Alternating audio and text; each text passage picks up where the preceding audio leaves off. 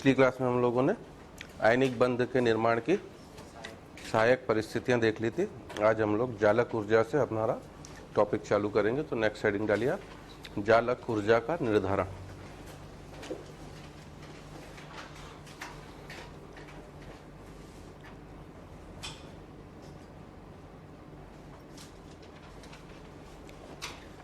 जालक ऊर्जा का निर्धारण।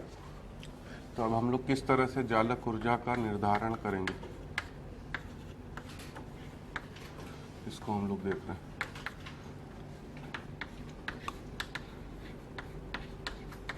ठीक है, और इंग्लिश में इसका नाम क्या होगा टॉपिक का हमारा, डिटरमिनेशन ऑफ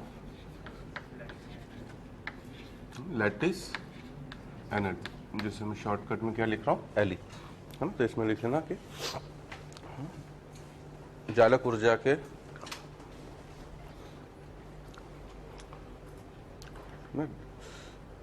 डायरेक्ट मान का निर्धारण संभव नहीं है।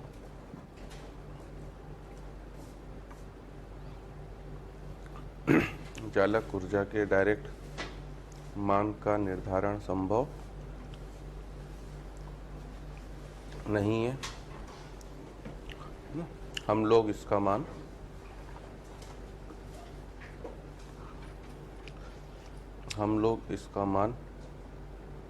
एक चक्र बनाकर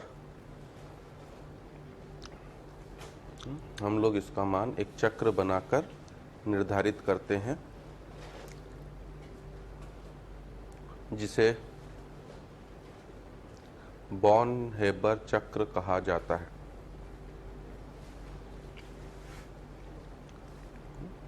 हम लोग इसका मान एक चक्र बनाकर निर्धारित करते हैं, जिसे बॉर्न-हेबर चक्र कहा जाता है ना। तो हम लोग इसको समझेंगे, हमारा बॉर्न-हेबर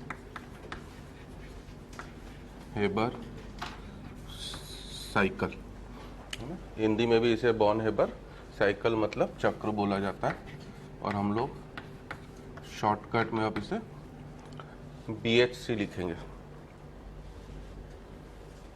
बॉर्न-हेबर साइकिल। अब इसके लिए सबसे पहले मुझे एक और नया पद पता होना चाहिए, वो है हमारा निर्माण की ऊष्मा।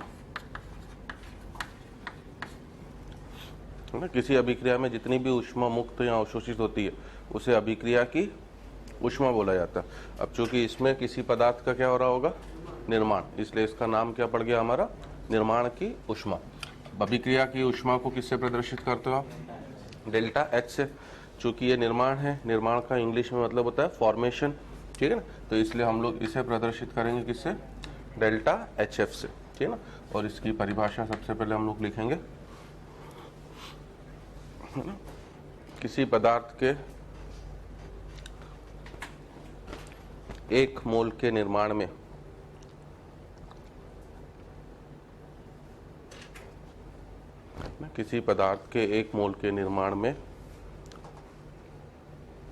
है ना, होने वाला ऊर्जा परिवर्तन,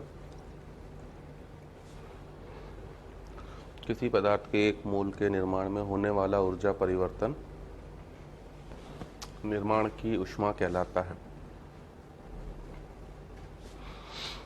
जितनी भी ऊष्मा आती है बेटा, देखो ऊष्मा किस तरह का गुण है, मात्रा स्वतंत्र की मात्रात्मक गुण है हमारा, मात्रात्मक। ये किसके ऊपर निर्भर करता है, मात्रा के ऊपर। अगर एक मोल के निर्माण में x मान लो ऊष्मा का परिवर्तन हो रहा है, तो 2 मोल के निर्माण में 2x, 3 मोल के निर्माण में 3x, ठीक है ना। इसलिए जितनी भी ऊर्जा के पद आते हैं IUPAC ने फिक्स कर दिया है कि उसके लिए आप हमेशा कितना मोल लोगे, 1। जैसे आपको लैटिस एनर्जी की परिभाषा ध्यान हो, लास्ट क्लास में लिखी थी हमने, क्या है ना, 1 मोल आयनिक लैटिस का निर्माण हो रहा था किससे, विलगित गैसीय आयनों से। तो उसमें भी हमने 1 मोल बोला था, इसमें भी हम लोग 1 मोल, परंतु दोनों में अंतर क्या होगा, उसमें जो निर्माण हुआ था वो किससे हुआ था, उसका विलगित गैसीय आयनों से।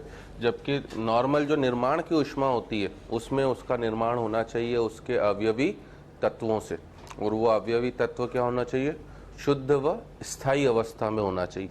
जैसे CO2 है, तो CO2 में कौन कौन से एलिमेंट आ रहे हैं, कार्बन और ऑक्सीजन, तो मुझे उसका निर्माण केवल कार्बन और ऑक्सीजन से करवाना। अब CO2 के निर्माण की तो मेरे पास खूब सारी विधियां। मैं CaCO3 को भी गर्म कर दूं तो CaCO3 किस किस में टूटेगा, CO प्लस CO2, इसमें भी CO2 का निर्माण हुआ, परंतु ये CO2 के निर्माण की ऊष्मा नहीं कहलाएगा, ये तो CaCO3 के वियोजन की ऊष्मा कहलाएगा, क्योंकि इस अभिक्रिया में CaCO3 का क्या हो रहा है, वियोजन। तो निर्माण की कंडीशन पहले से फिक्स है कि निर्माण हमेशा अवयवी किससे होना चाहिए, तत्वों से, है ना। CO2 के निर्माण की तो मेरे पास लाखों करोड़ों मेथड होंगे। जितने भी हाइड्रोकार्बन है सबको जला दूं, CH4 को जला दो तो भी क्या बनेगा, CO2। किसी भी एल्केन को, और मेरे पास अनगिनत एल्केन है, जनरल सूत्र क्या होता है एल्केन का, CnH2n+2, एल्कीन का CnH2n, एल्काइन का CnH2n-2, किसी को भी जला दूं सबसे क्या बनेगा, CO2। तो अब इतनी सारी CO2 के निर्माण की ऊष्मा तो ना हो सकती है, तो निर्माण की ऊष्मा का रूल फिक्स है, अवयवी किससे होना चाहिए, तत्वों से, और वो तत्व किस अवस्था में होने चाहिए, शुद्ध व स्थायी। तो इसलिए आगे लिख लेना कि तत्व शुद्ध व स्थायी अवस्था में होने चाहिए।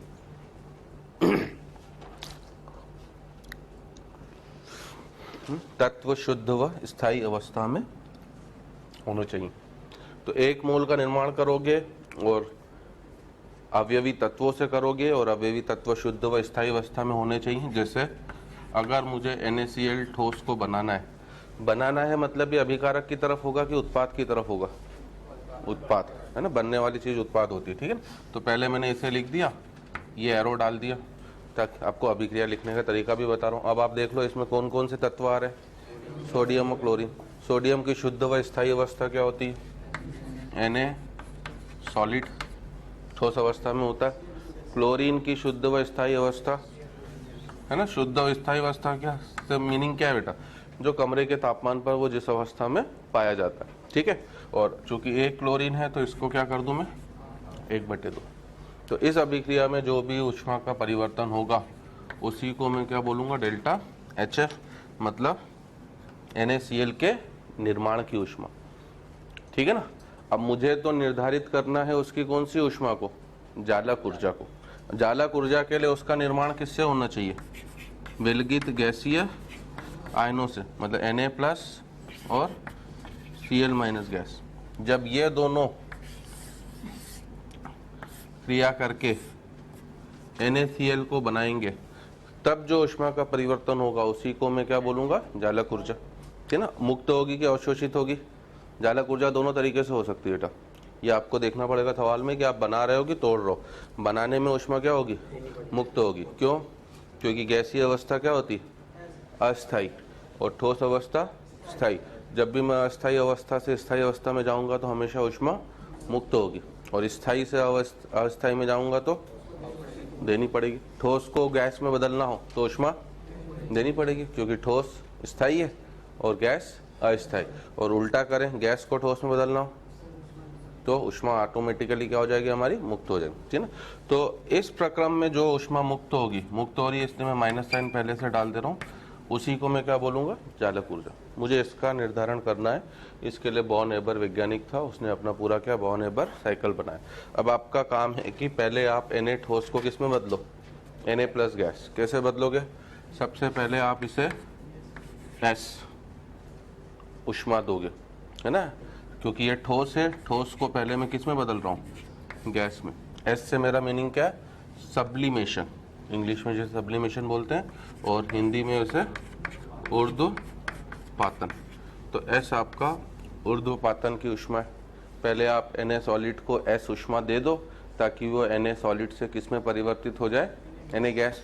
अब अभी भी ये Na गैस है और मुझे क्या चाहिए, Na+ गैस। अब मुझे क्या करना है, 1 इलेक्ट्रॉन को निकालना है, और 1 इलेक्ट्रॉन को निकालने के लिए भी ऊष्मा देनी पड़ेगी, और वो कौन सी ऊष्मा होगी, IE का मतलब कौन सी, है ना, आयनीकरण ऊष्मा या आयनन ऊर्जा, ठीक है। तो एक काम मेरा, ये माइनस चिन्ह नहीं है ना, ध्यान देना, ये ऊष्मा के नाम है, तो आप माइनस से कंफ्यूज मत होइएगा। तो एक काम तो हो गया। अब अभी भी हाफ Cl2 है, उसे किस में परिवर्तित करना आपको, Cl-। तो सबसे पहले क्या करोगे, है ना, Cl2 ये अणु रूप में है कि परमाणु के रूप में, अणु। पहले तो मुझे इसको किस में परिवर्तित करना, परमाणु। और अणु को परमाणु में परिवर्तित करने के लिए, अणु है मतलब अणु के बीच में तो बंध होगा, और अगर आपको, है ना, हम लोग रासायनिक बंध ही पढ़ रहे हैं, बंध का निर्माण कैसे हो रहा था, दो परमाणु जुड़ रहे थे, तो दो परमाणु जोड़ के अणु बना रहे, अब मुझे अणु को वापस परमाणु में, जब परमाणु जोड़ के अणु बनाएंगे तो ऊष्मा मुक्त होती है। अब मुझे अगर अणु को परमाणु में बदलना है तो ऊष्मा देनी पड़ेगी, क्योंकि Cl2 का बंध मुझे क्या करना, तोड़ना है, ठीक है ना। और वापस चूंकि ऊष्मा है बेटा, तो 1 मोल के लिए ही परिभाषित होती, तो अगर मैं मान लूं कि इसकी बंध वियोजन ऊष्मा D है, तो मुझे उसका कितना देना पड़ेगा, आधा, D/2, ठीक है ना। तो D क्या है यहाँ पर मेरा, बॉन्ड ऊर्जा, बॉन्ड एनर्जी। किसकी बॉन्ड एनर्जी है, Cl2 की।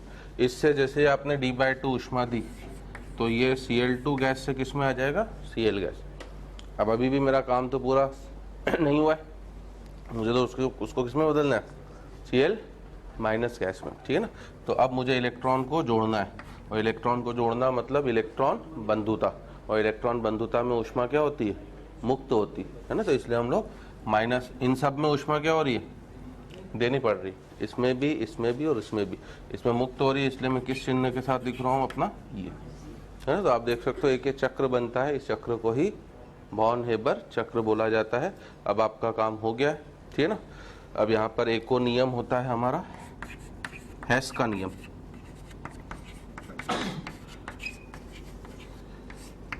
है ना, हेस लॉ। हिस पिक्चर आई थी ना, हिस, ये हेस है ना। तो हेस का नियम क्या बोलता है, हेस का नियम बस इतना बोलता है कि आप किसी पदार्थ को एक पद में बनाओ या एक से अधिक पदों में बनाओ, होने वाला ऊर्जा परिवर्तन समान होगा, है ना। तो आप चाहो तो नियम एक लाइन में लिख लेना, है ना, कि इस नियम के अनुसार ये सब आते हैं किसमें, हमारे ऊष्मा रसायन, थर्मोकेमिस्ट्री पढ़ते हैं ना, तब ये सब पढ़ते हैं, निर्माण की ऊष्मा, हेस का नियम।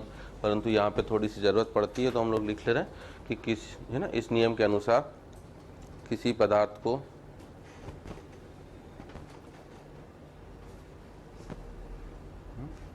कि इस नियम के अनुसार किसी पदार्थ को एक, है ना, पद में बनाया जाए या एक से अधिक पद में बनाया जाए। इस नियम के अनुसार किसी पदार्थ को एक पद में बनाया जाए या एक से अधिक पद में बनाया जाए, होने वाला ऊष्मा परिवर्तन समान होता है।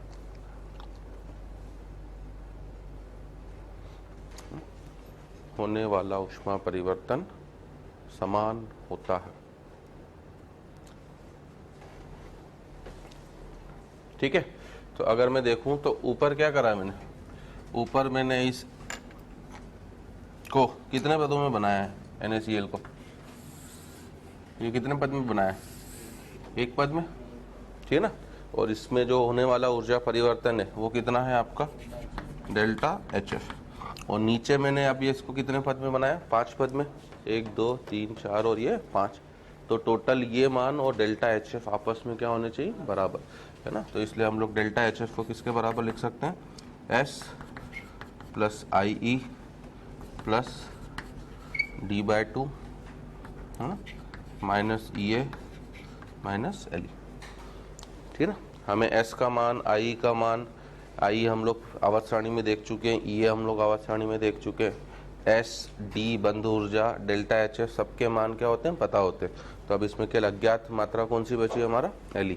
तो यहाँ से मैं क्या कर सकता हूँ, LE का निर्धारण, न्यूमेरिकल क्वेश्चन भी देगा, अगर आपको आ चुके हैं जेई में इसके ऊपर आंकिक प्रश्न भी, तो सभी के मान क्या होते हैं, सवाल में दिए होते हैं, बस आखिरी में आपको इसको पुट करते ही, है ना। अब ये अलग बात है कि देखो हम लोग कोई भी सूत्र बनाते हैं, जैसे मोलरता, तो मोलरता क्या होती है, मोल्स प्रति लीटर। तो हम लोग मोलरता निकालना चाहते हैं, परंतु वो चाहे तो कभी मोल्स को अज्ञात कर देगा, कभी वॉल्यूम को अज्ञात कर देगा। तो कहने को अब ये चक्र का निर्धारण हमने LE के लिए करा है, ठीक है, परंतु इनमें से वो कोई भी एक चीज क्या कर सकता है, अज्ञात करके आपसे दे सकता है, ठीक है ना। तो एक और छोटा सा क्वेश्चन हम लोग करेंगे कि MgO के निर्माण के लिए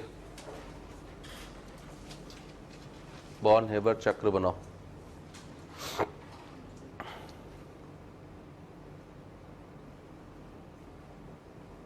MgO को निर्माण के लिए बॉर्न हेबर चक्र बनाओ।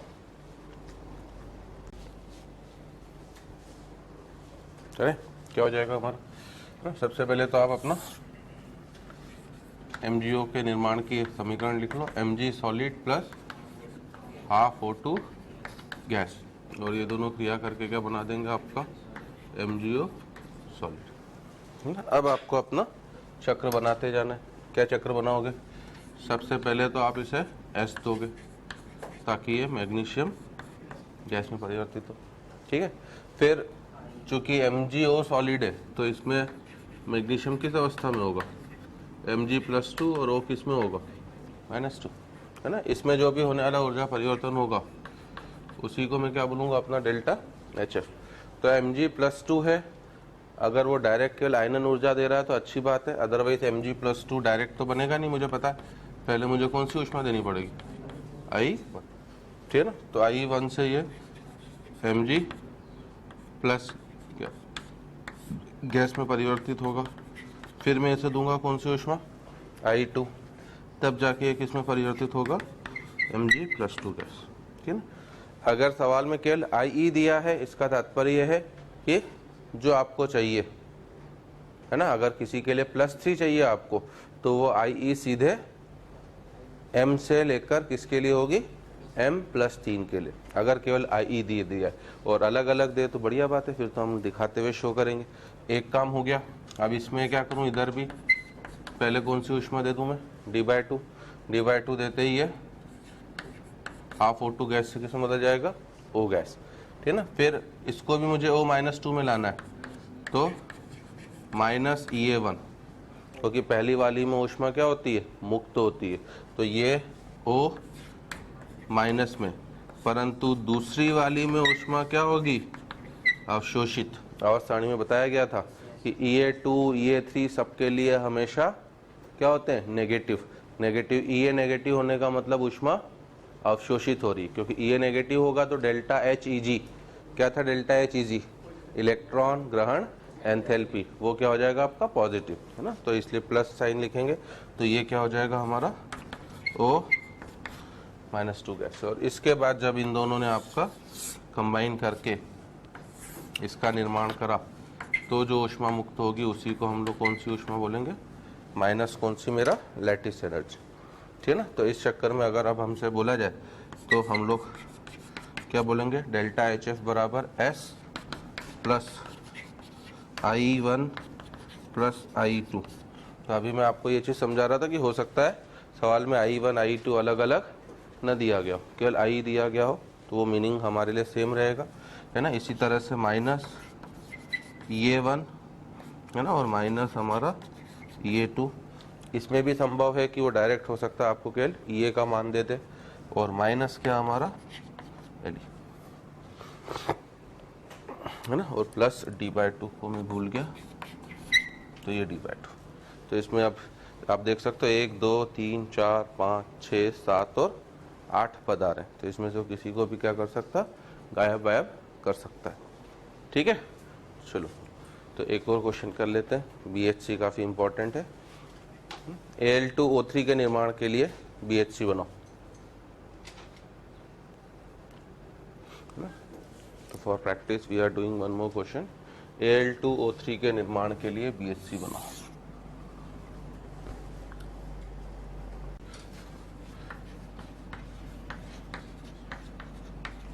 सबसे पहले तो मैं Al2O3 सॉलिड का निर्माण करूं। कैसे निर्माण करेंगे हम लोग? क्या क्या आ रहा है इसमें? एल्यूमिनियम के 2 मोल, है ना। आपको जिसका निर्माण करने को बोला जाए उसका 1 मोल होना कंपलसरी है, इधर भले कोफिशिएंट कुछ भी हो जाए, है ना। जैसे इसके तो 2 हैं, ऑक्सीजन के लिए क्या हो जाएगा हमारा? C/2। नॉर्मली जब हम लोग अभिक्रिया लिखते हैं तो कोफिशिएंट 1/2 के पदों में नहीं लिखते हैं, हम लोग क्या कर देते हैं? उसे 2 से गुणा। परंतु यहाँ मत कर दीजिएगा, सब कुछ बर्बाद हो जाएगा, है ना। क्यों हो जाएगा बर्बाद? भैया निर्माण की ऊष्मा का रूल फिक्स था कि मुझे 1 मोल बनाना है, तो इसलिए मुझे वहाँ 1 करना है, इधर वाले जो भी हो जाए। अब वापस इसमें जो भी ऊष्मा परिवर्तन होगा वो मेरे लिए क्या होगा? Delta HF। और अब मैं अपना साइकिल बनाऊं तो 2Al सॉलिड 2 मोल है, तो मुझे पहले 2S देना पड़ेगा 1 मोल के लिए S, ताकि ये 2Al किस में बदले? गैस, है ना। और अब अगर मैं साइकिल बड़ा करना चाहूँ तो पहले मुझे क्या देना पड़ेगा? 2 I1, फिर मुझे क्या देना पड़ेगा 2I2, जिससे ये 2Al प्लस 2 गैस में बदलेगा। फिर मुझे इसे क्या देना पड़ेगा 2I3, ताकि ये 2Al प्लस 3 गैस में बदले, है ना। तो जिसमें बदलना है वो आपको वहाँ से पता पड़ ही जाएगा। Al2O3 का तात्पर्य क्या है ना। इसे अगर आपको तोड़ना होगा तो किस किस में टूटेगा ये 2Al plus 3 plus 3O minus 2। आयनिक यौगिक मुझे बनाते हो तोड़ते आना चाहिए, आता है ना। तो बनाना तोड़ना क्या तरीका होता है, आवेश विपरीत होता है। तो Al के ऊपर कौन सा आवेश होगा, पहले हमेशा किसको लिखा जाता है किसी भी इनऑर्गेनिक यौगिक में, पहले धनायन बाद में ऋणायन। और आवेश विपरीत होता है तो Al के ऊपर कितना आवेश होगा +3, O के ऊपर -2। Al की नंबर कितनी है 2, तो 2 हो गया। O की नंबर कितनी है 3, तो 3 हो गया। इस तरह से तोड़ना है कि आवेश हमेशा क्या रहे बराबर। 2Al प्लस 3 मतलब कितना आवेश हो गया +6, और 3O माइनस 2 का मतलब -6। शुरुआत में ये उदासीन था, बाद में भी ये क्या है मेरा उदासीन। तो मुझे 2Al प्लस 3 चाहिए था, मैं वहाँ तक तो ले आया हूँ। अब मुझे 3O क्या चाहिए -2। सबसे पहले मुझे वापस इसमें कितनी ऊष्मा देनी पड़ेगी 3D/2, ताकि ये 3/2 O2 गैस से 3O गैस में परिवर्तित हो। फिर मुझे माइनस का 3E1, ताकि ये 3O माइनस गैस में परिवर्तित हो। फिर मुझे प्लस का 3E2, ताकि ये 3O माइनस 2 गैस में परिवर्तित हो। अब जो मुझे चाहिए था वो मिल गया। और ये दोनों जब निर्माण करेंगे किसका Al2O3 का, तो जो ऊष्मा मुक्त होगी वो क्या कहलाएगी हमारा -Le। ठीक है। इसका मतलब अगर हम लोग लिखना चाहें तो अब मैं डेल्टा HF को किसके बराबर लिखूंगा, है ना, 2S plus 2 of I1 plus I2 plus I3, है ना, प्लस 3D/2, है ना, -3 कॉमन ले लेता हूँ तो ब्रैकेट में EA1 माइनस EA2, ओके। और फिर आपका माइनस का क्या हमारा Le।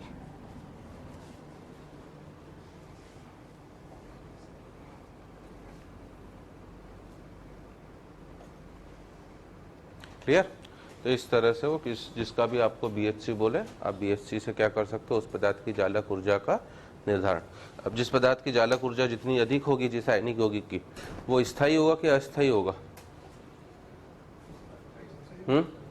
जालक ऊर्जा जितनी ज्यादा होगी वो यौगिक उतना ही ज्यादा क्या होगा स्थायी।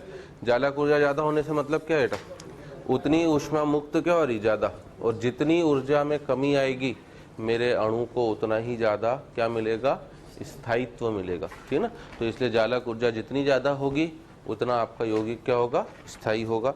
नीचे नोट कर लेना इस चीज को, है ना। जिस आयनिक यौगिक की जालक ऊर्जा जितनी ज्यादा होगी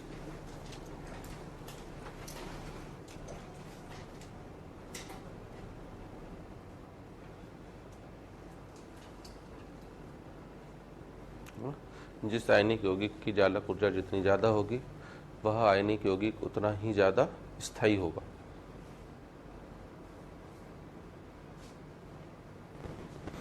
वह आयनिक यौगिक उतना ही अधिक स्थायी होगा।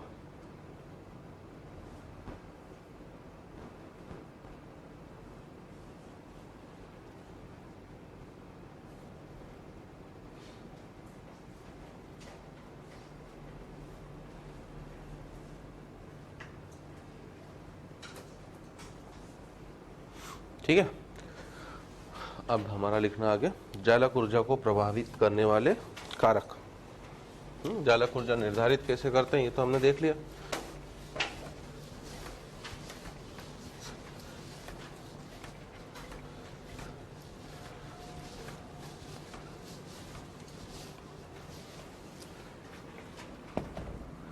तो नेक्स्ट है हमारा जालक ऊर्जा को प्रभावित करने वाले कारक। क्या लगता है हमें कौन कौन से कारक होंगे जो जालक ऊर्जा को प्रभावित करेंगे, है ना। केवल दो ही कारक हैं, आकार और आवेश, ठीक है ना, क्योंकि आप जालक का निर्माण जो कर रहे हो किससे कर रहे हो, आयनों से, और आयनों के लिए मुझे दो ही चीजों को देखना है कि उस आयन का आवेश कितना है और उस आयन का आकार कितना है।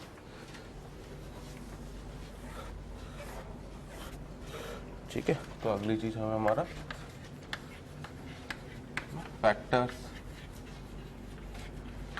अफेक्टिंग लैटिस एनर्जी, जालक ऊर्जा को प्रभावित करने वाले कारक। तो इसमें लिख लेना है ना कि जालक ऊर्जा, है ना, ऐसा करके लेना, चूंकि जालक का निर्माण आयनों द्वारा हो रहा है,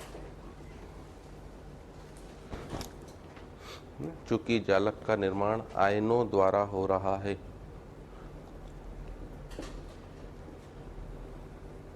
ना, अतः जालक ऊर्जा, है ना, आयनों के आकार तथा आवेश पर निर्भर करती है।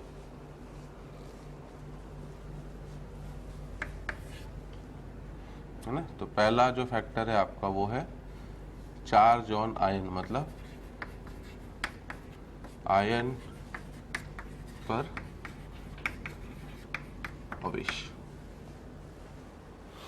हर चीज को देखो थोड़ा बहुत आप, है ना, इंजीनियरिंग कर रहे हो तो फिजिक्स से भी जोड़ते हुए चला करो। दो आवेश हैं आपके पास, आयनिक यौगिक का निर्माण किससे हो रहा है, एक धनायन से और एक क्या, ऋणायन। दो आयन हैं आपके पास और दो आयनों के लिए, है ना, चूंकि दोनों विपरीत आयन है तो इसलिए बल कौन सा लगेगा, आकर्षण बल की प्रतिकर्षण बल, आकर्षण।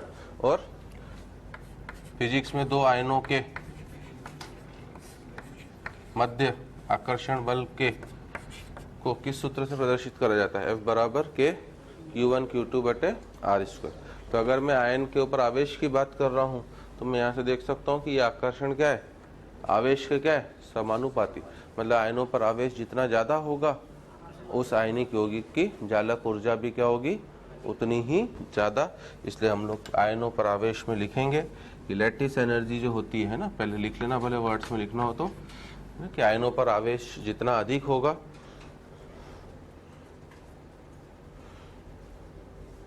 है ना, आयनों पर आवेश जितना अधिक होगा आयनों के मध्य आकर्षण बल उतना ही ज्यादा होगा।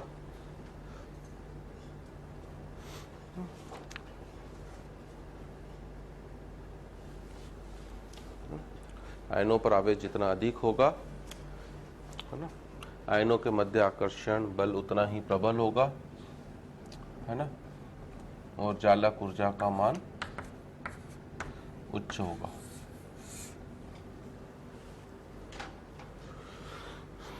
तो इसलिए हम लोग सिंबॉलिक रूप में, सांकेतिक रूप में इसे लिखते हैं, L is proportional to Z plus into Z minus, जहां पर Z प्लस का मतलब क्या है मेरा, है ना, धनायन पर आवेश, है ना। Z क्यों लिखा है भैया, क्योंकि आवेश तो किससे निर्धारित होगा, प्रोटॉनों की संख्या से, है ना, इस वजह से। और Z माइनस का मतलब क्या है मेरा, ऋणायन पर आवेश।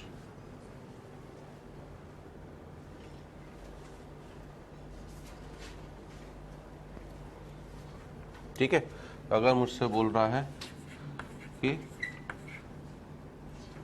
Na2O और NaF किसकी जालक ऊर्जा ज्यादा होगी, तो मैं क्या बोलूंगा, है ना, नंबर तो बाद में देखना बेटा, पहले किसको देखा जाएगा आपका, हमेशा आवेश को। तो आप क्या बोलोगे, किसका आवेश ज्यादा है, Na2O पर, तो हम लोग बोलेंगे Na2O की जालक ऊर्जा क्या होगी, NaF से ज्यादा। अगर मैं Li की बात करता हूं, है ना, Li3n, Li2O, LiF, है ना। सोडियम में मैंने नाइट्राइट नहीं लिखा है, ये सब जब ब्लॉक पढ़ते हैं तब डिटेल में पढ़ते हैं ना। सोडियम में नाइट्राइट क्यों नहीं लिखा है, एल्कली मेटल में केवल लिथियम ही है जो नाइट्राइट बनाती है, बाकी कोई भी क्षार धातु कभी भी नाइट्राइट नहीं बनाती है। और लिथियम भी इसलिए बनाती है क्योंकि लिथियम क्षार धातुओं से भिन्नता रखती है। लिथियम तो विकर्ण संबंध रहती है किसके साथ, मैग्नीशियम, और मैग्नीशियम अपना नाइट्राइट बनाती है। तो अगर मुझे Li3n, Li2O, LiF दे दिया जाता है तब क्या होगा, है ना। सबसे ज़्यादा जालक ऊर्जा किसकी होगी? Li3l आवेश की वजह से, फिर Li2o, फिर क्या हमारा Lif। ठीक है, तो इस तरीके से छोटे मोटे क्वेश्चन आ सकते हैं, किसकी चालक ऊर्जा ज़्यादा किसकी कम। तो ये अगर है ना, पहला फैक्टर आपको आवेश देखना है, फिर दूसरा फैक्टर क्या हमारा है ना, आयनों का आकार, साइज ऑफ आयंस, है ना। तो यहाँ से दिख रहा है भैया कि F क्या है, R के इन्वर्सली प्रोपोर्शनल। तो हम लोग इससे लिखने के लिए Le is proportional to 1/R0 लिखते हैं, जहाँ पर R0 से क्या तात्पर्य है ना, ये हमारा क्या है ना, मान लो कैटायन है प्लस, और ये मेरा क्या है, एनायन। नॉर्मली कैटायन छोटा ही होता है और एनायन बड़ा होता है ना। तो ये माइनस मतलब एनायन, और R0 से मेरा तात्पर्य क्या है ना, इन दोनों के बीच की दूरी, क्योंकि जालक तो इनसे बन रहा है। ठीक है, तो R0 से आपका तात्पर्य सीधे सीधे R0 बराबर जो है वो R plus plus R minus R plus मतलब धनायन की त्रिज्या, और R माइनस का मतलब है मेरा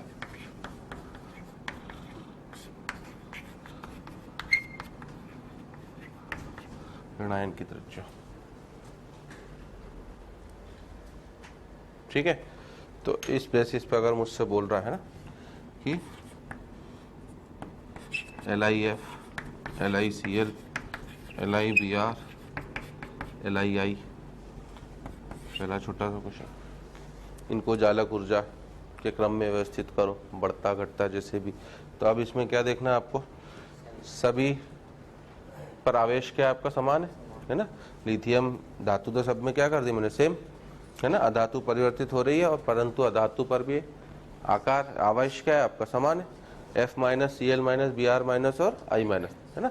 ये सब आपका इनऑर्गेनिक है, थ्योरेटिकल क्वेश्चन ही होते हैं। तो अब आपको किसको देखना है, R0, है ना। सबसे कम दूरी किसके बीच में होगी, LIF के बीच में, क्योंकि छोटा है तो इसकी जालक ऊर्जा क्या होगी हमारी सबसे ज़्यादा। तो LIF, LICL, LIBR, LII। ठीक है, अब अगर मैं है ना धातु को परिवर्तित करूं, LIF, NAF, KF, RBF, CSF, तब मैं पूछूं किसकी जालक ऊर्जा, है ना। तो अब क्या है, अब F सबके लिए क्या है आपका सेम है, और आप किसको परिवर्तित करो, धातु को। आवेश सबके ऊपर क्या है मेरा समान। अब मैं जैसे जैसे नीचे आते जा रहा हूँ तो क्या होता जा रहा, आकार बढ़ रहा है। आकार बढ़ने से R0 का मान बढ़ेगा, और R0 बढ़ेगा तो जालक ऊर्जा का मान कम। तो सबसे ज़्यादा जालक ऊर्जा वापस किसकी होगी मेरी, LIF। तो LIF greater than NAF greater than RBF greater than CSF, है ना। मतलब आप बोल सकते हो समान धातु के लिए भी फ्लोराइड की जालक ऊर्जा क्या होगी सबसे ज़्यादा, ठीक है ना। समान धातु के लिए भी फ्लोराइड की जालक ऊर्जा ज़्यादा होगी, और सभी हैलाइड्स में भी सबसे अधिक जालक ऊर्जा हमेशा किसकी मिलेगी आपको, फ्लोराइड की ही मिलेगी, है ना। तो आप दोनों चीज़ें इनफैक्ट नोट कर सकते हो, क्योंकि सबसे अच्छे आयनिक यौगिक मैंने बोला ही है ग्रुप 1 और किसके बीच में बनेंगे, ग्रुप 17। तो हम लोग है ना इनकी बात ज़्यादा करते हैं, तो हम दोनों पॉइंट नोट कर लेंगे कि ना समान धातु के लिए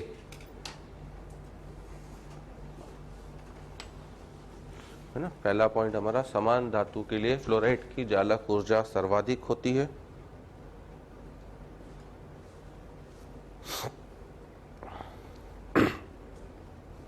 समान धातु के लिए फ्लोराइड की जालक ऊर्जा सर्वाधिक होती है।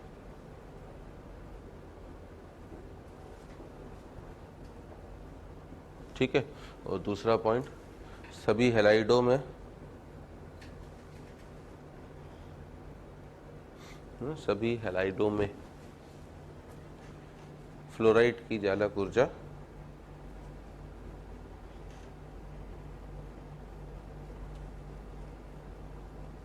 सर्वाधिक होती है। अब मान लो एक और क्वेश्चन दे रहा हूं मुझे, कि NaCl और MgO किसकी जालक ऊर्जा ज्यादा हो, है ना। अब यहाँ पर क्या हो गया, मैं थोड़ा सा परिवर्तित कर दिया ना, NaCl मतलब Na+ और Cl- और MgO का मतलब क्या आपका Mg+2 और O-2, ठीक है ना। तो ये ध्यान रखना कि आवेश और आकार में हमेशा प्राथमिकता किसको दी जाएगी, आवेश को, है ना। तो हम लोग बोलेंगे कि किसकी जालक ऊर्जा ज़्यादा होगी, MgO की। और नीचे नोट भी कर लेना कि आवेश तथा आकार में,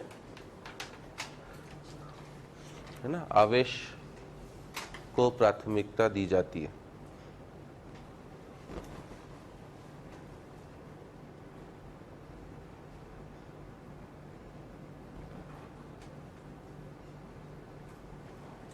आवेश तथा आकार में आवेश को प्राथमिकता दी जाती है।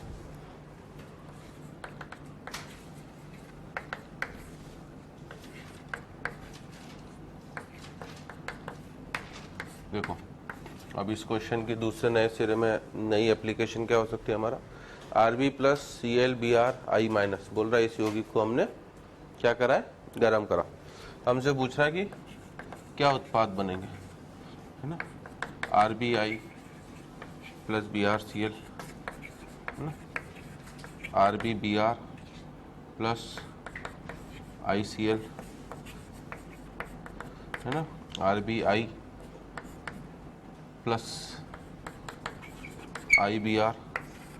है ना, और डी बोल सकते हैं हम लोग कि इनमें से कोई नहीं, नन ऑफ दिस।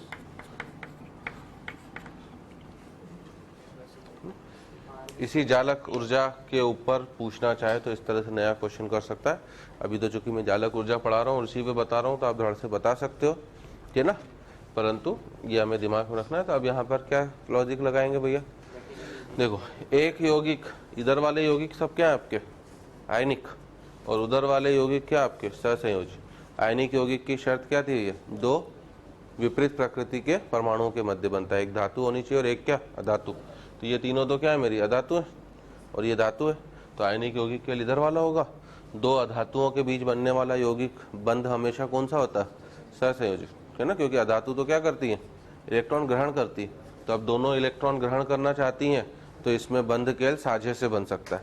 आ रही मेरी बात समझ में। तो इसका कोई उतना ज्यादा डोमिनेटिंग रोल नहीं होगा। डोमिनेटिंग रोल किसका होगा, आयनिक यौगिक का, क्योंकि कोवेलेंट बॉन्ड तो नियर अबाउट सबके लिए क्या होते हैं बेटा, सेम ही होते हैं। आयनिक यौगिक में जिसका जालक जितना मजबूत होगा उसकी जालक ऊर्जा क्या होगी सबसे ज्यादा, और ऊष्मा मुक्त क्या होगी उतनी ज्यादा, है ना। तो अब किसमें कौन किस, अच्छा लास्ट वाले में RbCl होगा ना, IBr उधर दे दिया, किसका जालक इन सभी में सबसे मजबूत होगा, RbCl का। तो इसी क्वेश्चन को पूछने का एक नया तरीका ये भी हो गया, समझे, है ना। और यहाँ पर लैटिस एनर्जी के लिए इनफैक्ट ध्यान रखना कि ये भी लिख लेना, जगह होगी आपके पास, कि Li जो है इनडायरेक्टली 1/, किसके प्रोपोर्शनल होती है, R++ R-,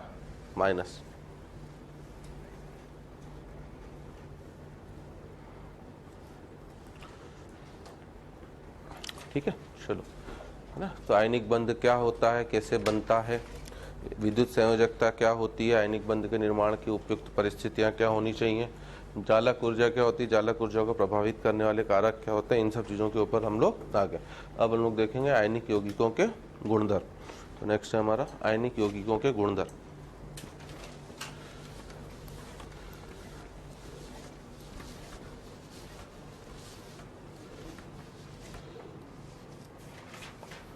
आयनिक यौगिकों के गुणधर्म।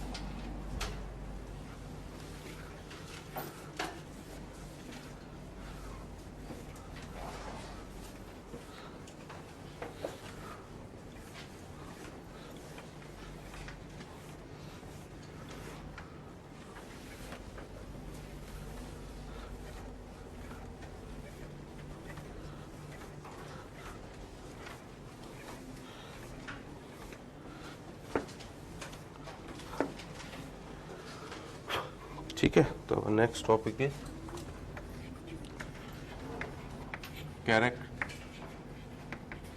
Characteristics of ionic compound.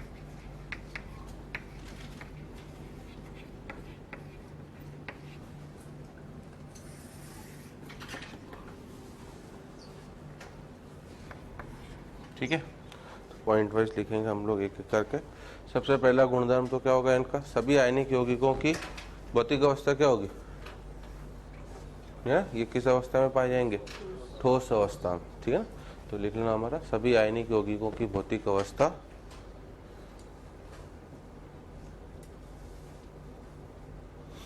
सभी आयनिक यौगिकों की भौतिक अवस्था है ना ठोस होती है ना, तथा यह एक सभी आयनिक यौगिकों की भौतिक अवस्था ठोस होती है तथा यह एक त्रिविम जालक बनाते हैं, है ना, तथा यह एक त्रिविम जालक बनाते हैं, है ना। जैसे ठोस अवस्था में उदाहरण के तौर पर लिख लेना, है ना, कि ठोस अवस्था में हम इन आयनिक यौगिकों की संरचनाएं पढ़ते हैं। यहाँ पर हमें उतना ज़्यादा काम नहीं है, परंतु ठोस अवस्था से मुझे जानकारी होगी कि एक Na+ जो होता है ना, आयनिक बंध दिशात्मक प्रकृति का होगा कि अदिशात्मक, अदिशात्मक, है ना। क्यों, क्योंकि ये कोई बंध नहीं है, ये तो धनायन और ऋणायन के ऊपर क्या है, आवेश है। और अगर मैं एक बिंदु पर धनायन रख दूं तो अब ऋणायन इसके आसपास में कहीं पे भी रख लूं, उनके बीच में कुछ ना कुछ तो आकर्षण होगा, मतलब उसको दिशा से कोई भी लेना देना नहीं है। इसलिए आयनिक बॉन्ड की आप कभी भी डायरेक्शन नहीं दिखाते। डायरेक्शन हम लोग केवल किसकी दिखाते हैं, कोवलेंट बॉन्ड की, कि भैया H2O है तो जो दो OH बंधे हैं वो हमेशा एक दूसरे से किस कोण पर होने चाहिए, 104 डिग्री 5 मिनट, जो हम लोगों को याद भी करना पड़ता है। ये दिशा ही है कि इसके अलावा आप इसको आप इस कोण के अतिरिक्त किसी दूसरे कोण पर नहीं रख सकते। और आयनिक बंध में ऐसा कोई भी रोल नहीं है, जहां मर्जी हो वहां रखो। अगर मैंने यहाँ पर एक Na+ रखा तो त्रिविम जालक ठोस अवस्था में आपको पता होगा कि NaCl की संरचना, जिसे रॉक सॉल्ट संरचना भी बोला जाता है, एक Na+ कितने क्लोराइड से घिरा होता है, 6 से, है ना। क्योंकि अगर वो x दूरी पर यहाँ होगा लेफ्ट में, तो x दूरी पर राइट में भी होगा, x दूरी पर ऊपर भी होगा, x दूरी पर नीचे भी होगा, x दूरी पर आगे भी होगा, x दूरी पर पीछे भी होगा। टोटल कितने हो गए, 6। दूरियां समान ही रहेगी, क्यों, क्योंकि धनायन और ऋणायन आपस में एक दूसरे को क्या करेंगे, स्पर्श, और स्पर्श करेंगे तो R0 हमेशा किसके बराबर होगा, R+ और R-। धनायन मतलब सोडियम की भी त्रिज्या फिक्स है और ऋणायन मतलब Cl- की भी, तो उनके बीच की दूरी हमेशा क्या रहेगी, हमारा फिक्स, है ना। तो उदाहरण के तौर पर आप लिख सकते हो कि NaCl की संरचना में, है ना, NaCl की संरचना में एक Na+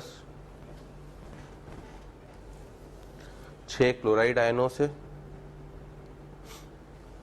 NaCl की संरचना में एक Na+ 6 क्लोराइड आयनों से तथा, है ना, एक क्लोराइड 6 Na+ आयनों से घिरा रहता है ना। तो मैं बोल सकता हूँ कि अगर मेरे पास यहाँ पर सोडियम है तो इससे एक यहाँ मिलेगा क्लोराइड, एक यहाँ मिलेगा 2, एक ऊपर मिलेगा 3, एक कहाँ मिलेगा आपको नीचे 4, एक कहाँ होगा बोर्ड के पीछे, है ना। अब इसलिए मैं उसको डॉटेड से दिखा रहा हूँ, और एक कहाँ मिलेगा मुझे आगे। तो इस तरीके से होता है। ये Na+ है, तो ये सब आपके लिए क्या है, हमारे क्लोराइड आयन,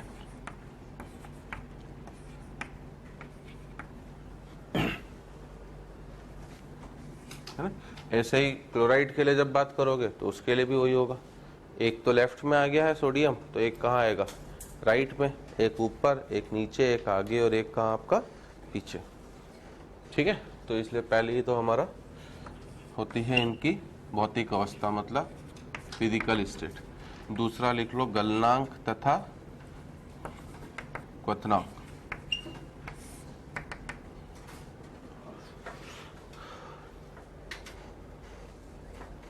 है ना, मेल्टिंग पॉइंट एंड क्या हमारा बॉइलिंग पॉइंट। अब चूंकि ये ठोस प्रकृति के हैं भैया, तो डेफिनेटली इनके गलनांक तथा क्वथनांक के मान क्या होंगे, काफी उच्च होते हैं ना। तो इसलिए हम सेकंड पॉइंट में ही लिखेंगे कि आयनिक यौगिकों के MP तथा BP आयनिक यौगिकों के MP तथा BP काफी उच्च होते हैं।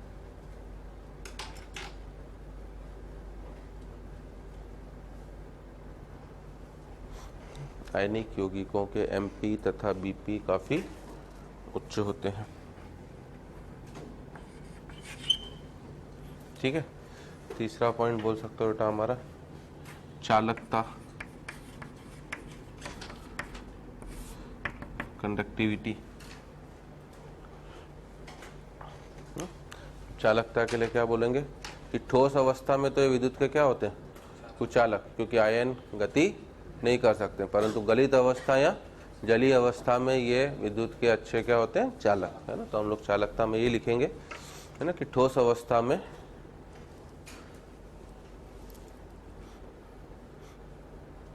ठोस अवस्था में आयनों की गति नहीं होने के कारण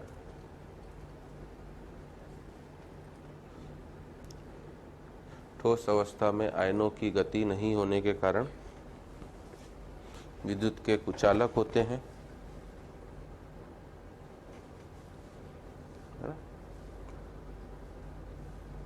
परंतु विद्युत के कुचालक होते हैं परंतु ना गलित या जलीय अवस्था में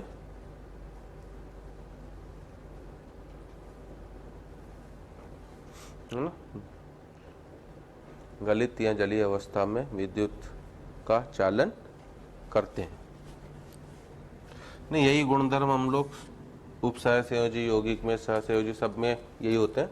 पॉइंट वाइज लिखते चलेंगे ताकि हमें प्रॉपर्टीज पता हो, है ना। चौथी प्रॉपर्टी हम लोग बोल सकते हैं क्या, समावयवता, आइसोमेरिज्म। क्या आयनिक यौगिक आइसोमेरिज्म को दर्शाएंगे, समावयवता को? नहीं। क्यों नहीं दर्शाएंगे? क्योंकि आयनिक बंध अदिशात्मक प्रकृति का होता है ना। तो इसमें लिखना कि आयनिक यौगिक समावयवता को प्रदर्शित नहीं करते हैं,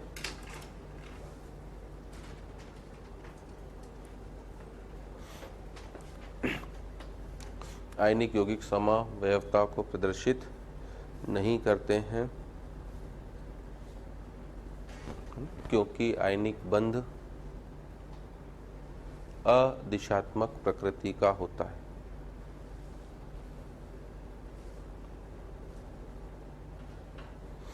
समावयवता को प्रदर्शित नहीं करते हैं क्योंकि आयनिक बंध अदिशात्मक प्रकृति का होता है ना। अब ये इसको तो नहीं प्रदर्शित करते हैं, परंतु एक नई चीज को प्रदर्शित करते हैं, वो है समाकृतिकता, है ना। समावयवता तो थी आइसोमेरिज्म, अगर इंग्लिश में बात करें तो ये आइसोमेरिज्म है ना। और समाकृतिका मतलब आइसोमॉर्फिज्म, है ना। इंग्लिश टर्म्स जरूर ला देना, है ना। आइसो जहां पर भी आता है हम सभी को पता है, आइसो का मतलब क्या होता है, समान, सेम, है ना। और मॉर्फस एक शब्द होता है जिसका मतलब होता है आकार, ठीक है ना। तो आइसोमॉर्फिज्म मतलब ऐसे आयनिक यौगिक जिनकी आकृति क्या होगी, समान होगी, है ना। हिंदी में तो समाकृतिकता आ ही रहा है, कृति आकृति से जुड़ गया है ना। सम प्लस आकृति, 11वीं 12वीं में हिंदी भी पढ़ी होगी ना आपने, संधि, संधि बोलते हैं ना इसको हम लोग, संधि विच्छेद, है ना। तो सम प्लस आकृति मिलके क्या बन जाएगा, समाकृति, है ना। तो ये समाकृति का मतलब जिनके आकार क्या हो, हमारा समान, है ना। तो इसमें लिख लेना, है ना, कि आयनिक, है ना, आयनिक यौगिक समाकृतिकता को दर्शाते हैं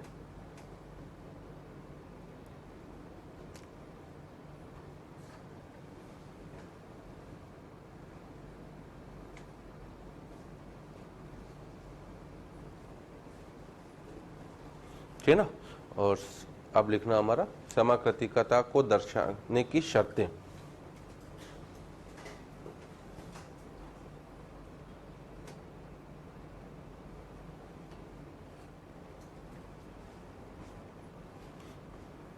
समाकृतिकता को दर्शाने की शर्तें कि कौन से यौगिक आपकी समाकृति को दर्शाएंगे, हम लोग इसे दो केस में करेंगे। केस 1 है हमारा, है ना, बाइनरी यौगिक, द्विअंगी।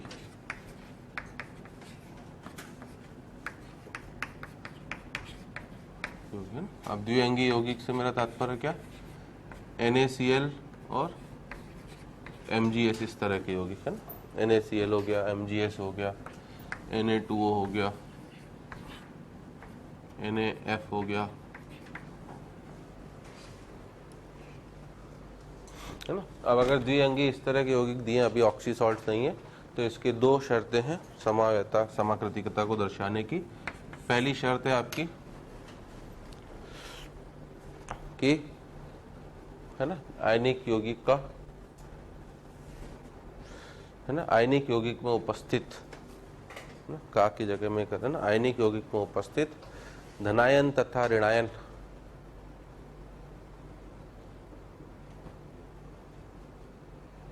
का आकार लगभग समान होना चाहिए ना। लगभग, थोड़ा बहुत तो आकार में अंतर आ सकता है। अब लगभग कब होगा भैया, एक अगर द्वितीय आवर्त का है तो दूसरा भी क्या हो जाए, द्वितीय आवर्त का है। जैसे Na+ और Mg+2, मुझे पता है कि Na+ बड़ा होता है किससे, Mg+2 से, परंतु लगभग में आकार दोनों का क्या ले सकता हूँ, समान, है ना। तो आयनिक यौगिकों में उपस्थित धनायन तथा ऋणायन का आकार लगभग समान होना चाहिए, है ना, पहली कंडीशन। और दूसरा आप बोल सकते हो कि धनायन तथा ऋणायन का इलेक्ट्रॉनिक विन्यास भी समान होना चाहिए।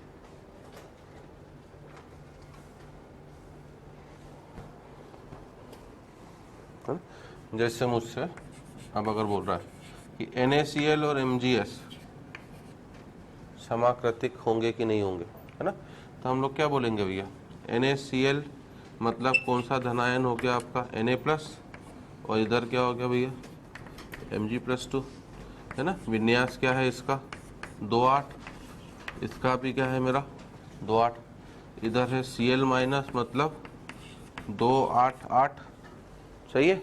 उधर है आपका क्या, S-2 मतलब 2,8,8। सब कुछ चीजें क्या है मेरी सेम चल रही हैं।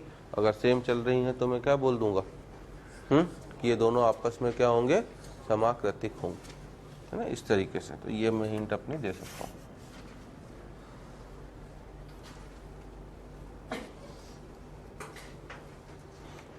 और इसी बेसिस पर अगर मुझसे बोल रहा है कि NaF और MgS समाकृतिक होंगे कि नहीं होंगे, तो मैं क्या बोल दूंगा कि ये दोनों आपस में समाकृतिक नहीं होंगे। धनायन तो ठीक है, Na+ और क्या आपका Mg+2, आकार लगभग समान हो गया, विन्यास भी समान है, परंतु F- का 2 और 8 होगा विन्यास, सही है ना। तो 2, 8, जबकि S-2 का क्या होगा, 2, 8 और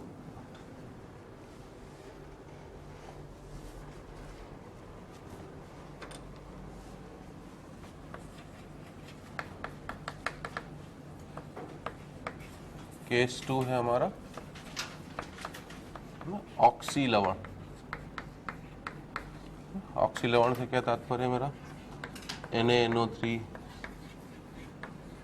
KClO3, KMnO4, इस तरह के।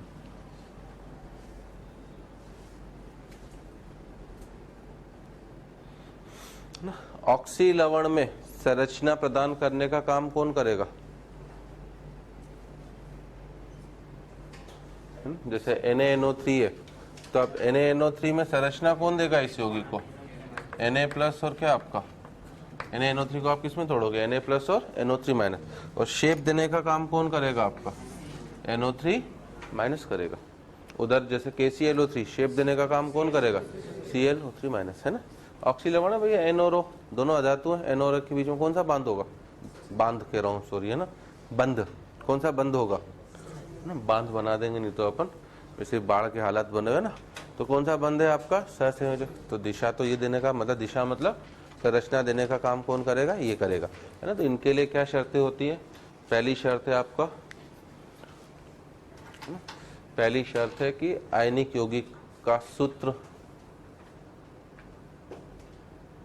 समान होना चाहिए।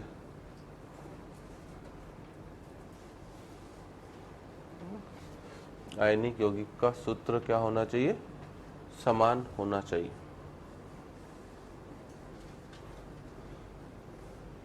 ठीक है ना?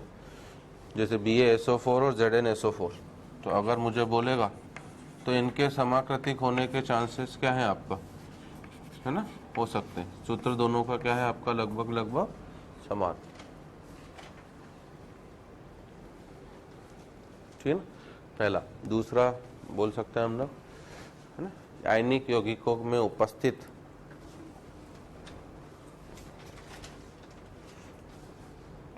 है ना, दूसरा हम लोग बोल सकते हैं आयनिक यौगिकों में उपस्थित आयनों के आकार में अंतर काफी कम होना चाहिए। आयनिक यौगिकों में उपस्थित आयनों के आकार में अंतर काफी कम होना चाहिए।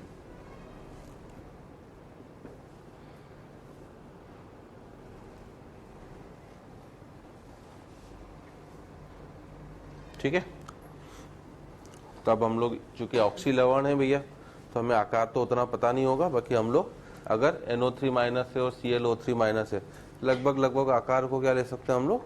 समान, है ना। थोड़ा बहुत तो अंतर होगा क्योंकि एक N है और एक क्या है आपका Cl, परंतु उसके अलावा हमारे लिए तीसरा महत्वपूर्ण फैक्टर हो जाता है, और तीसरा फैक्टर यह है आपका कि आयनिक यौगिक में उपस्थित ऋणायन की संरचना समान होनी चाहिए।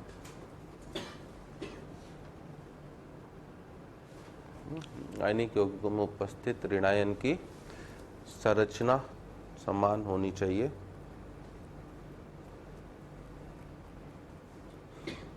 ठीक है ना। अब संरचना समान होने से क्या तात्पर्य है ना, अगर संकरण समान होगा तो ऑटोमेटिकली क्या हो जाएगा, उनका संरचना समान हो जाएगी, है ना। तो इसलिए आप लिखें ना, अर्थात ऋणायन का संकरण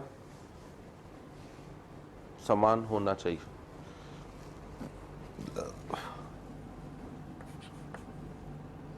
ठीक है, जैसे अगर मुझे बोला जा रहा है कि NaNO3 और KClO3, NaNO3 ले लो चलो, ताकि आपको NaClO3 आकार में अंतर भी कम लगे। अब देखने में दोनों का सूत्र क्या है? समान।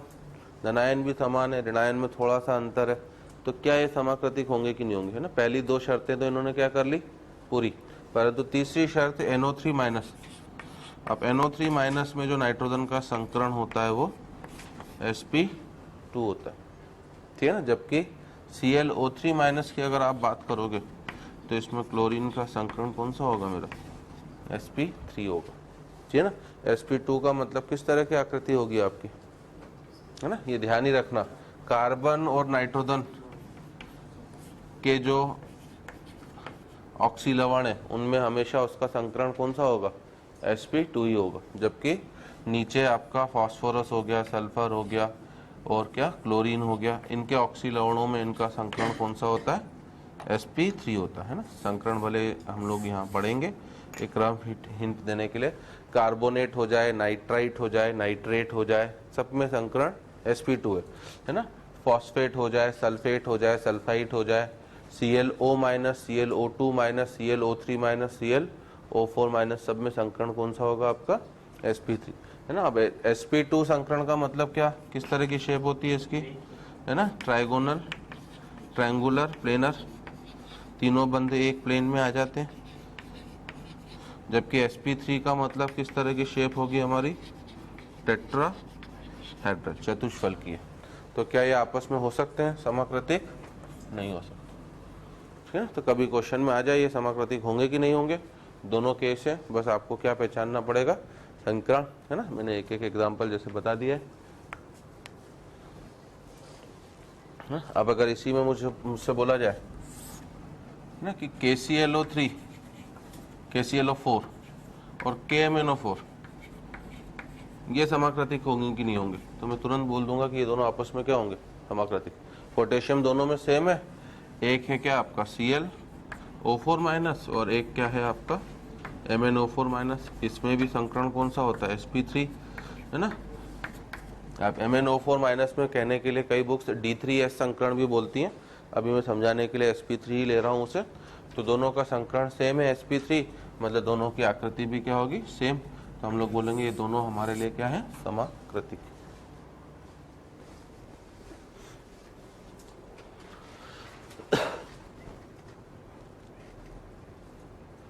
जो जितने भी मिलते जुलते संरचना वाले, जैसे आपने हरा थोथा सुना होगा, ग्रीन विट्रियोल।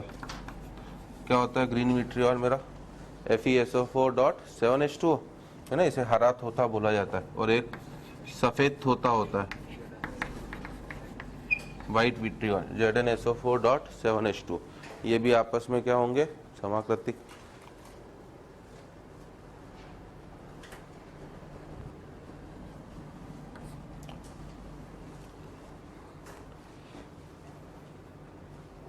ठीक है ना।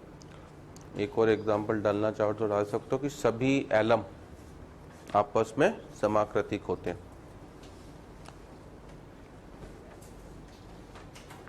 तो we can add one more statement कि सभी एलम आपस में समाकृतिक होते हैं। एलम का सामान्य सूत्र क्या होता है, M2SO4 dot M-2SO4 whole thrice dot 24H2 है ना। आपको जो याद है वो पोटाश एलम है, K2SO4 dot Al2SO4 whole thrice dot 24H2O। मैंने सामान्य सूत्र पूछा था है ना, तो सामान्य सूत्र ये है जहां पर आप M जो है आपका है ना एक संयोजी धनायन है, और M डैश जो है वो त्रिसंयोजी धनायन है। तो सभी एलम इसलिए हम लोग बोलते हैं कि वो आपस में क्या होते हैं, समाकृतिक होते हैं।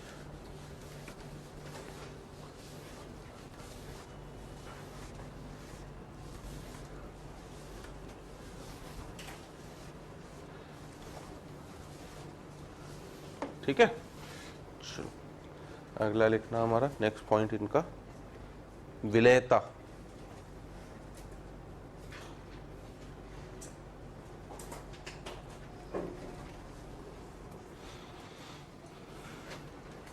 अब विलेयता की बात करें, अगर आयनिक यौगिक ध्रुवीय होते हैं कि अध्रुवीय होते हैं, ध्रुवीय, और हमारा है समान समान को घोलता है, तो ये हमेशा किस तरह के विलायक में विलय होंगे, ध्रुवीय विलायकों में विलय होंगे। ऐसा क्वेश्चन जब हम लोग पहली बार पढ़ते हैं बॉन्डिंग है ना 11th में, तब इस तरह से क्वेश्चन आते हैं, NaCl जल में तो विलय है परंतु बेंजीन में अविलय है, क्यों।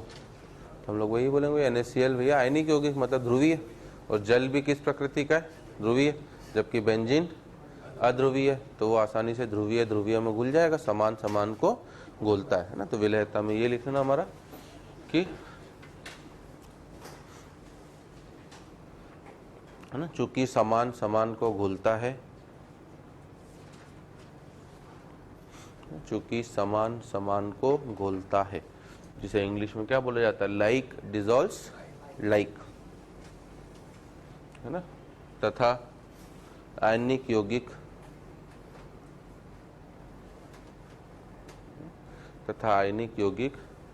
ध्रुवीय प्रकृति के होते हैं,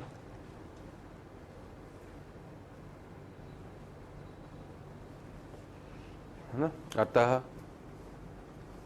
ये ध्रुवीय विलायक में विलय होते हैं।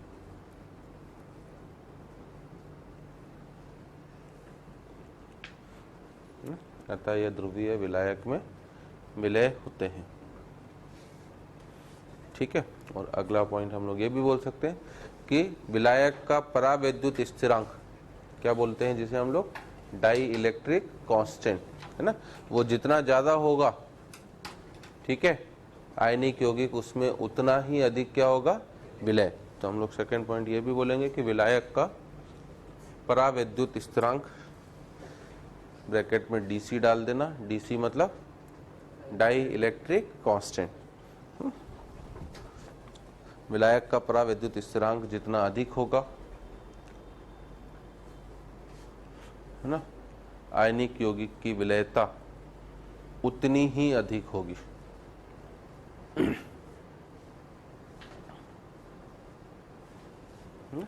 ऐसा क्यों भैया, आयनिक यौगिक विलय होने के लिए क्या होगा, धनायन और ऋणायन के मध्य जो आकर्षण है यौगिक में वो क्या हो जाए, कम हो जाए। जैसे ही वो टूट जाएगा तो आसानी से क्या हो जाएगा, आपका विलय हो जाएगा। ठीक है ना, समझे मेरी बात।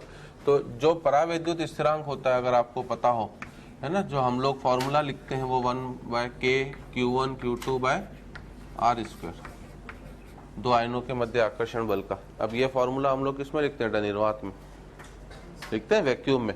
अगर कोई दूसरा माध्यम हो गया तो मुझे उस माध्यम का क्या करना पड़ेगा, परावैद्युत स्थिरांक, है ना, जिसे हम लोग ER से प्रदर्शित कर रहे हैं, उसको भी लेना पड़ेगा। तो सामान्य सूत्र है आपका F बराबर k(q1q2/r²। तो निर्वात में जो उनका आकर्षण अगर ये है, ये किसी पर्टिकुलर विलायक में उन आयनों के मध्य के इसका सूत्र हो जाएगा आकर्षण का। ये सूत्र होगा किसमें, हमारा वैक्यूम, मतलब किसमें, निर्वात में। ठीक है। तो अगर मैं देखूं ER का मान अब जितना ज्यादा होगा क्या हो जाएगा, F का मान उतना ही कम, और आकर्षण जितना कम हुआ आयनों के मध्य, वो आयनिक यौगिक उतनी आसानी से टूटेगा, और एक बार वो टूट गया तो आसानी से क्या हो जाएगा, विलय हो जाएगा, है ना। तो इसलिए अगर हम लोग अंतर के टर्म्स में बोले तो हम लोग बोल सकते हैं कि F is proportional to 1 - 1/ER। ठीक है, दोनों का अंतर ले रहा हूं मैं। k(q1q2) तो क्या है, बटे r² कॉमन है, तो इसलिए मैंने प्रोपोर्शनल लगा दिया। तो यहाँ से मैं बोल सकता हूँ कि ER जितना ज़्यादा होगा, ठीक है ना, 1/ER का मान उतना ही क्या होगा, कम। और अगर 1/ER का मान कम हो गया तो 1 - 1/ER का मान उतना ही क्या हो जाएगा, मेरा ज़्यादा।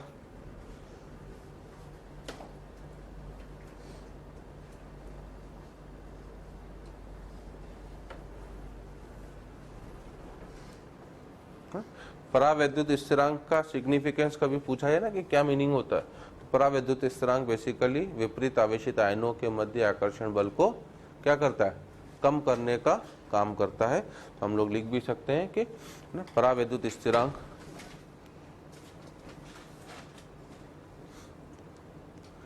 विपरीत आवेशित आयनों के मध्य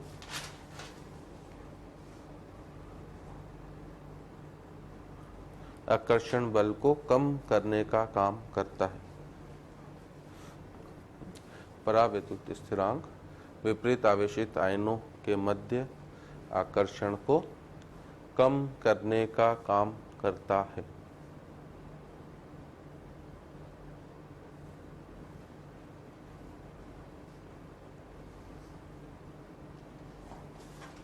ठीक है ना। तो इस वजह से ER जितना ज्यादा होगा उतना ही आपके लिए क्या होगा, बढ़िया होगा। और यहाँ पर हम लोग जैसे इसको क्वेश्चन के रूप में दे सकता है आपसे कि A है ना, B C D, अगर इसका परावैद्युत, जैसे जल हमारे लिए सबसे महत्वपूर्ण होता है ना, मान लो ये जल ही है, तो जल का विद्युत स्थिरांक कितना होता है आपका, है लगभग हम लोग कितना लेते हैं, 80, है ना। एथेनॉल का, मेथेनॉल का इनसे काफी कम होता है। तो अब मैं एथेनॉल मेथेनॉल देके ABCD दे दे रहा हूँ कि इसका 50 है, इसका 40 है, इसका मान लो है ना 70 है। अगर मैं आपसे बोलूँ कि NaCl को, है ना, क्वेश्चन के रूप में लिखना है ना, NaCl की विलयता का क्रम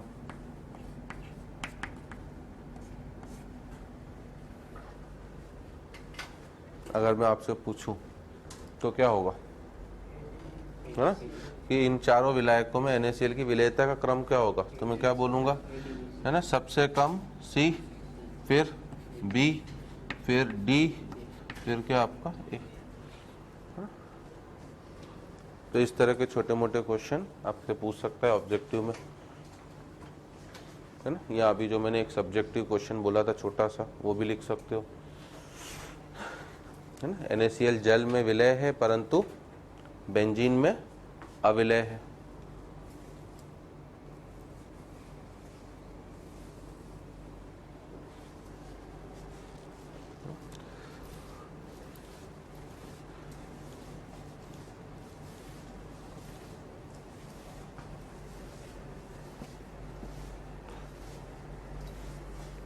है ना, NaCl जल में विलय है परंतु बेंजीन में अविलय है।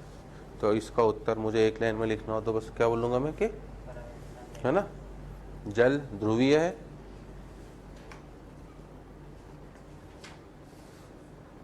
जबकि बेंजीन अध्रुवीय विलायक है।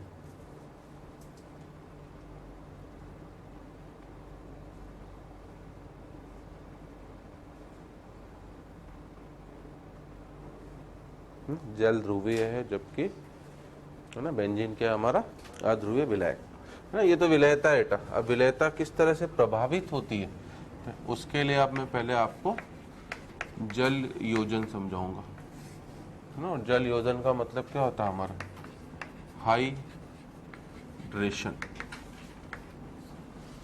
है ना। हाइड्रोलिसिस और हाइड्रेशन दो अलग अलग घटनाएं हैं। हाइड्रोलिसिस में जल अभिकारक की तरह भी काम करता है और विलायक की तरह भी। और हाइड्रेशन का मतलब है जल केवल किसकी तरह काम करेगा, विलायक। ये क्रिया नहीं करेगा, ये क्या करेगा, विलायक के रूप में उस पर्टिकुलर यौगिक को चारों तरफ से घेर लेगा। जल योजन, ठीक है ना, अपनी योजना बना देगा, जल की योजना बना देगा उस यौगिक के चारों तरफ। तो लिख लेना हमारा ना जल योजन का मतलब कि है ना, जब किसी यौगिक या आयन को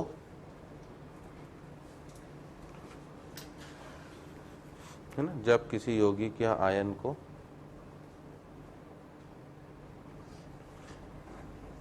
जल में घोला जाता है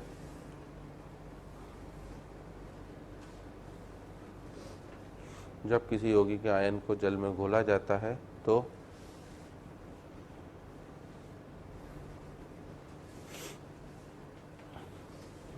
जल के अणु उसे चारों तरफ से जल के अणु उसे चारों तरफ से पूर्ण रूप से घेर लेते हैं। जल के अणु उसे पूर्ण रूप से चारों तरफ से घेर लेते हैं, है ना। इस प्रक्रिया को जल योजन कहते हैं। इस प्रक्रिया को जल योजन कहते हैं तथा प्रक्रिया में मुक्त होने वाली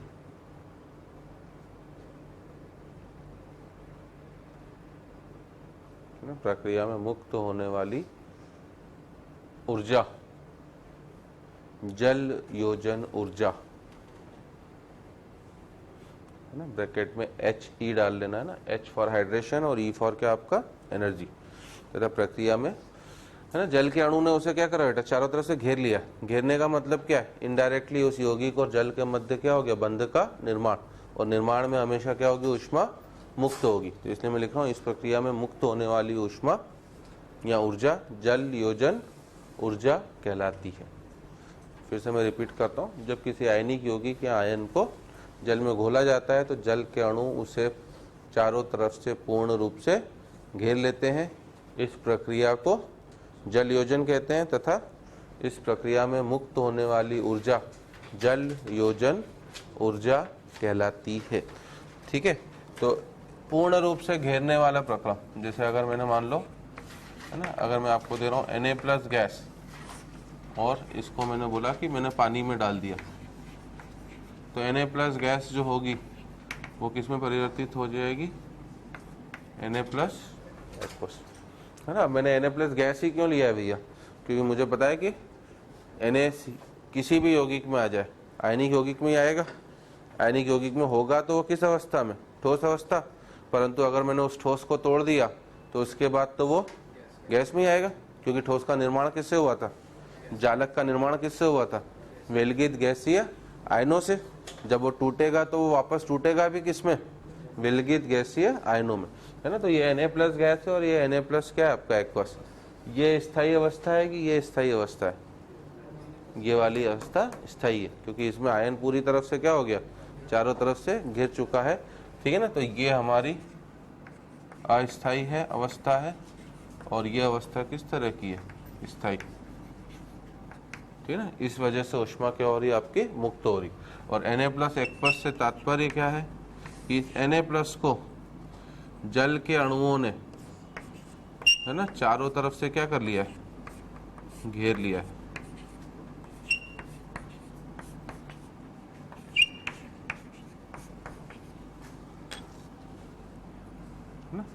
एक तरफ से O के ऊपर कौन सा चार्ज होता है बेटा, नेगेटिव चार्ज, H के ऊपर कौन सा चार्ज होता है हमारा, पॉजिटिव। तो ये Na+ चारों तरफ से जल के अणुओं से क्या है, घिर चुका है। तो ये हमारा क्या कहलाएगा, है ना, Na+ का जल योजन। अगर ये Cl- होता जैसे मेरा Cl- गैस और इसे पानी में डालता तो ये क्या बना देता मेरा, Cl- एक्वस।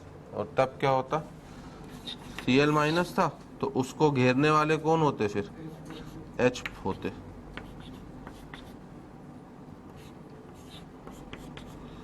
ठीक ना।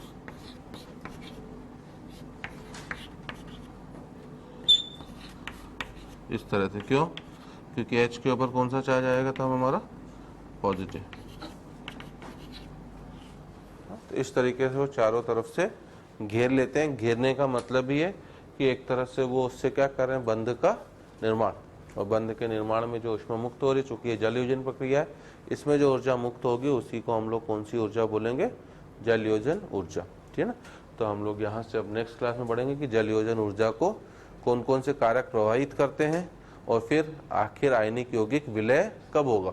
अभी तो मैंने बस इतना बताया आपको कि वो ध्रुवीय विलायक में क्या होगा, विलय, है ना। अब मुझे विलयता की तुलना करनी है कि NaCl ज्यादा विलय होगा कि KCl ज्यादा विलय होगा, है ना। अब मुझे दो यौगिक दे दिए जाए कि NaCl को पानी में डाला, KCl में, किसकी ज्यादा मात्रा घुलेगी। तो सबसे पहले विलय होने के लिए क्या होगा, NaCl को भी टूटना पड़ेगा, किस किस में, Na+ और Cl-। KCl को भी टूटना पड़ेगा। टूटने के बाद क्या होगा, उनका जलयोजन। टूटने का मतलब कौन सी ऊर्जा आएगी, लैटिस, और फिर जलयोजन। तो इन दोनों के मान के ऊपर निर्भर करेगा कि आखिर आपका आयनिक यौगिक कब विलय होगा या कब अविलय, है ना। तो हम लोग नेक्स्ट क्लास में जलयोजन ऊर्जा को प्रभावित करने वाले कारक और फिर आयनिक यौगिक की विलयता को डिस्कस करेंगे।